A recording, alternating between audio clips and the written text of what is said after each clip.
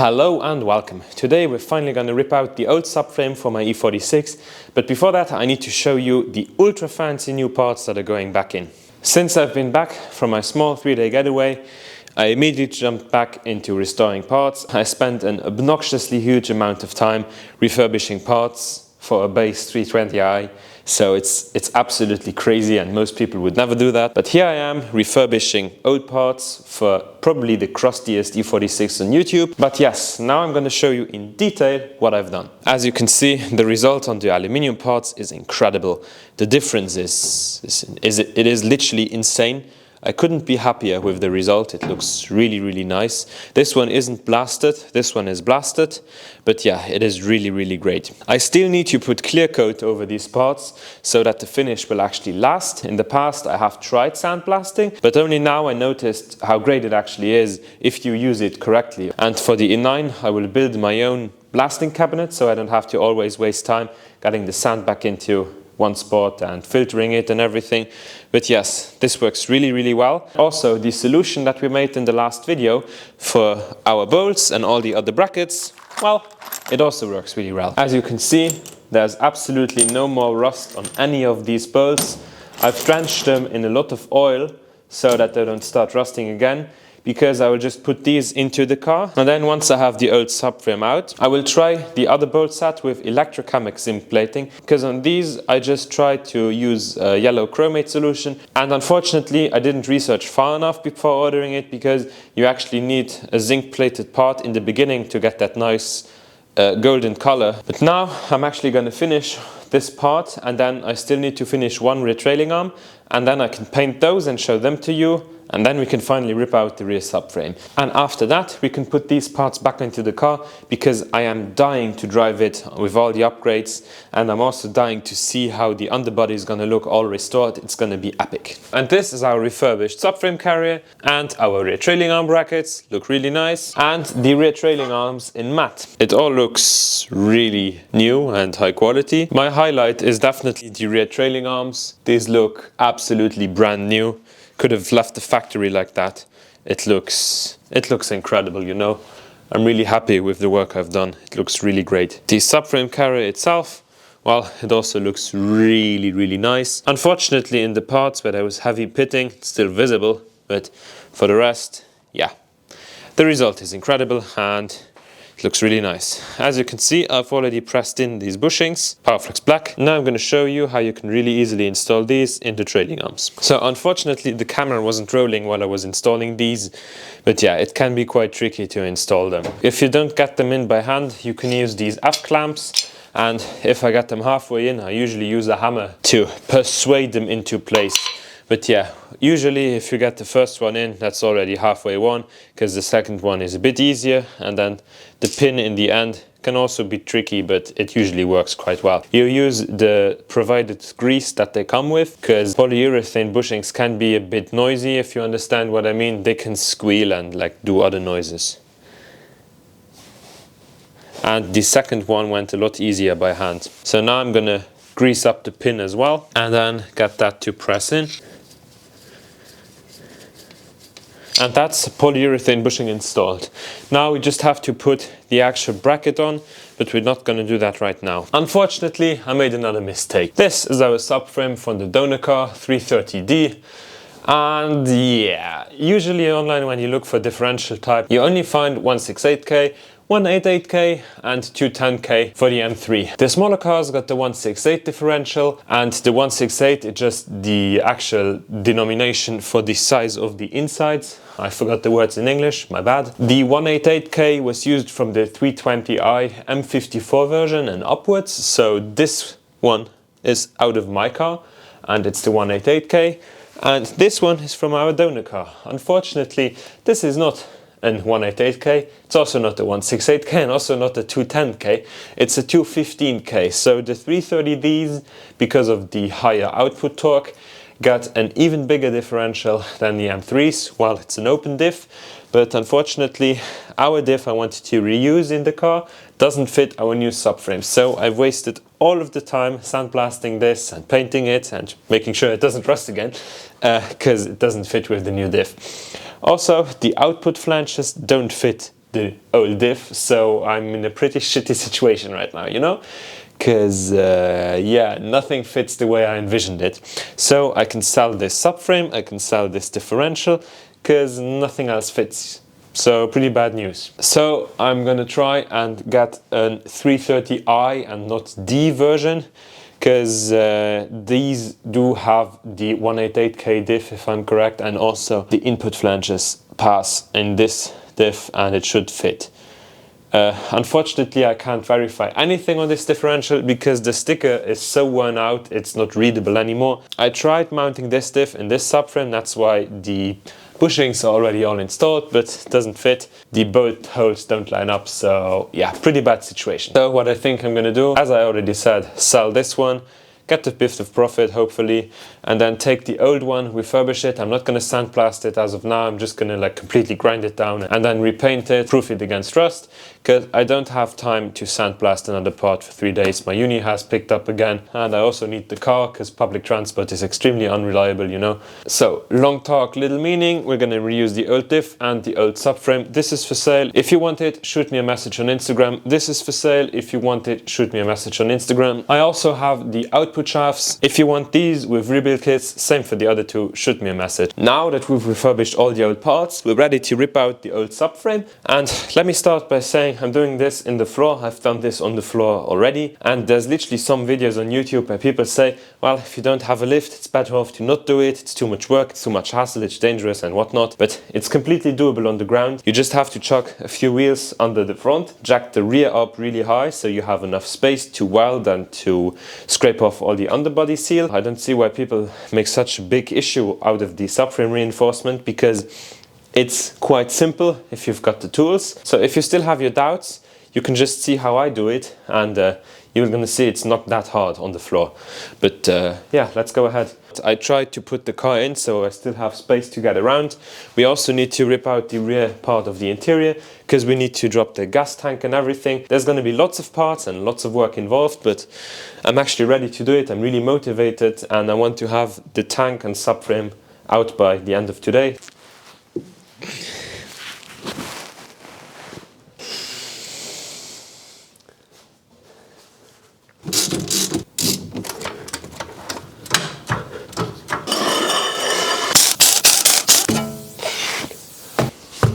The first thing we'll be doing is removing the brakes. Well, the pads are like new, the discs are new, they don't even have a lip.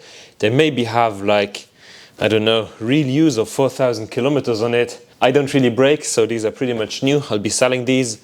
ATE power discs, I think price new for all four is like around 400 euros or 350.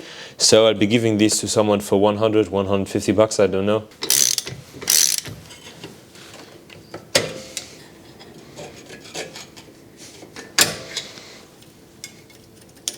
Now I'm going to loosen the brake flexi line with my flat wrenches. Really great tool. If you don't have one, invest in one. Now that the line is loose and I'm assured I can take it off quite easily afterwards, I'm going to take off the bracket and the caliper so I can retrieve the pads and the disc. And after that we're going to suck out all the brake fluid from the reservoir, because I don't want to leave a huge mess, because it's just going to continue dripping out.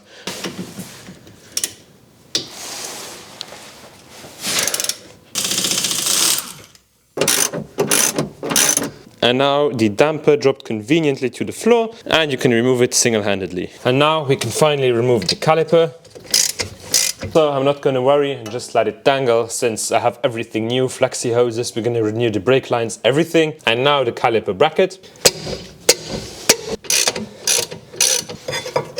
As you can see, these pads are basically new. They saw one round around the Nordschleife, and afterwards around 2,000 kilometers in my use, but yeah, they are pretty much new. Same for the disc. Now we have to remove the brake fluid from the reservoir so we don't make a huge mess. When I got the car, I was asking myself why it drives so poorly. Like, even for an old E46 it was really bad. But I found part of the reason, and part of the reason is the dampers are completely blown. Both of them do not return, both of them are stationary, and yeah, they're completely destroyed. Part of the reason why nothing works is, you see, the Zux logo and the BMW logo still right there. So it is very possible that these are still the original shocks to this car. Well, 25 years, 240,000 kilometers, especially on an abused example like this one, well, translates to a poor driving experience, obviously. That is the reason why I bought this. A new damper kit from MTS Technics, or MTS Technik, made in Poland, but of supposedly very good quality for the price. So yeah, after we're done with this upgrade, everything on the car, every bushing, every moving part, every part of the mechanics is either upgraded, new or race spec. So this should give us a really nice transformation, and I'm very much looking forward to how it drives. I went with this producer since I don't have the money for a KW Club Sport or something, because it's just way too expensive. So yeah, I'll give this a try, and afterwards I'll tell you what I think of it. And now that all the parts I can remove on the quick are gone, I'm going to take off the exhaust. I now have the whole exhaust supported on my jack. This is a bit tricky because the exhaust is in one piece, so you have to remove it at the headers, then the two middle brackets to remove it, and the 4 bolts at the rear. And now I can just maneuver everything down with my jack, hopefully controlled.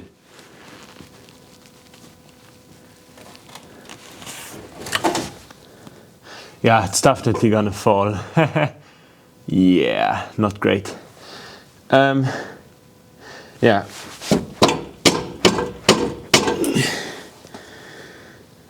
Well, actually, so be it. I'll just let it slide.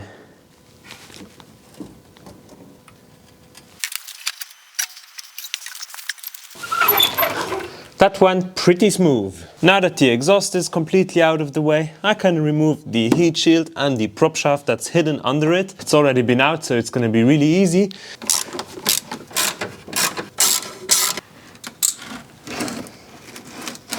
So this is a bit tricky, but nothing out of the ordinary. This is so hard to loosen, especially the first one, because I literally have zero leverage on my wrenches. Since I've already removed the brakes, I can't jam that to have the diff not spinning. So I've put the gearbox into gear, and now I hope the resistance of the engine is enough to loosen the last 4 bolts. Okay, these are insanely loose, which is not good. So I don't know how well it picks up on camera, but just look at the effort. I can do it with one single arm. This would have let loose someday, not immediately, but definitely someday. Definitely not tight enough. Now I need to go upstairs, and by upstairs I mean back into the cabin, rotate the prop shaft half a turn, and then do the whole shebang again.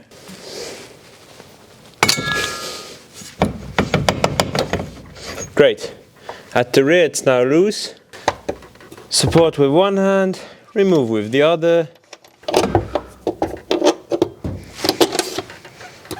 Oh, yeah.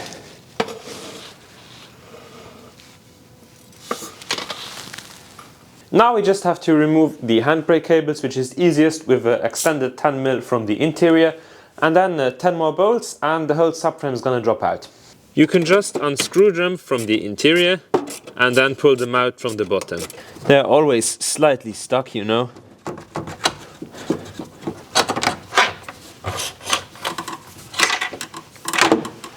First one's out. And now we have this electrical box right here. On the left side there is a speed sensor for the ABS system, and on the other side you have a speed sensor and the brake pad wear sensor. Just pry it open. There's 2 clips, one low, one high. Once you have everything out, there was a spider's nest in there, disgusting. And then once you have everything out, one side is empty, and on the second side there is a tab you have to push in. And then usually they're kind of easy to remove, but this one is putting up a fight. Just like so. And now the 10 last bolts are 3 rear trailing arm bolts per side, and then the 4 main subframe bolts.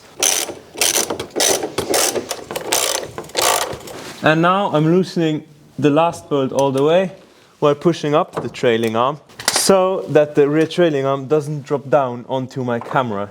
Last bolt is out. At the front there are two 18 mils and at the rear there are two 18 mils. But at the front there are nuts and at the rear there are bolts.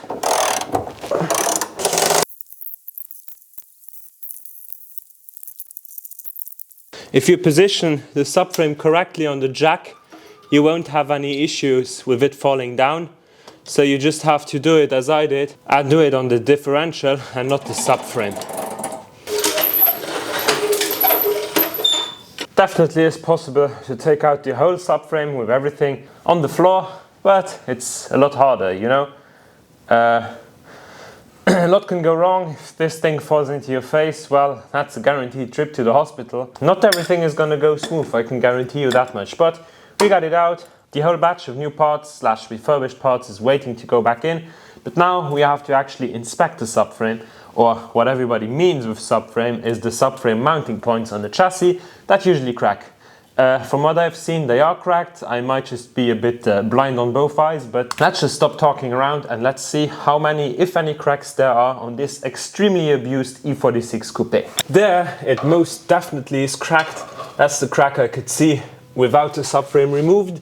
It is the rear left point and the front right point that are usually most cracked. Here's another view of said crack, and right there on top, it's also cracking. The other rear mounting spot looks okay, it's just one or two spot welds failing. Welcome to my home for the next few days. There's just one crack, it's massive, but at least the other points don't have any cracks. The rear left one is usually very visible from like the wheel side, so you can inspect it if you buy an E46, but the front right one, no real way because the tank is in the way. I'm gonna remove that later on.